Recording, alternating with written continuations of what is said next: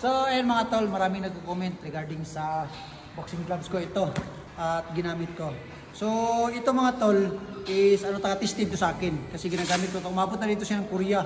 Kaya napakatibay nito mga tol sa totoo lang. Itong gloves na to yung woolen, yung pagkakanan ko woolen. Tapos ito pre-sample lang to binigay sa akin. Ngayon mga tol, kung nagtatanong kayo kung pwede siya sa heavy bag is pwede po talaga.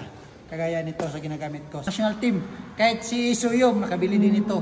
At yung mga ibang mga followers ko sa TikTok, nag-order sila nito at marami na din talagang nagsasabi na maganda yung quality ng gloves. Kasi totoo naman talaga, quality talaga siya. Kagaya nito mga tol, ito is pang heavy bag, pwede siya pang sparring talaga. At sa mga nagtatanong din ito kung ano ito yung judorizer natin. Ito yung tinatawag na pagpabango ng gloves o pagpatuyo.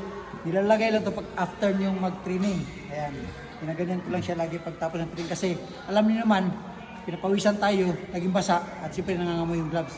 Kasi yung mga gloves mga tol, hindi talaga to nilalabhan. Kasi yung foam dito sa loob is masisira. Kaya yung gagawin niyo mga tol, bilhin niyo ito yung judorizer natin na pabango at saka pang ano rin siya, pang pabilis, pang patuyo. So ayan lang ating for this video mga tol. Sa mga nagtatanong, maraming salamat sa inyo mga tol.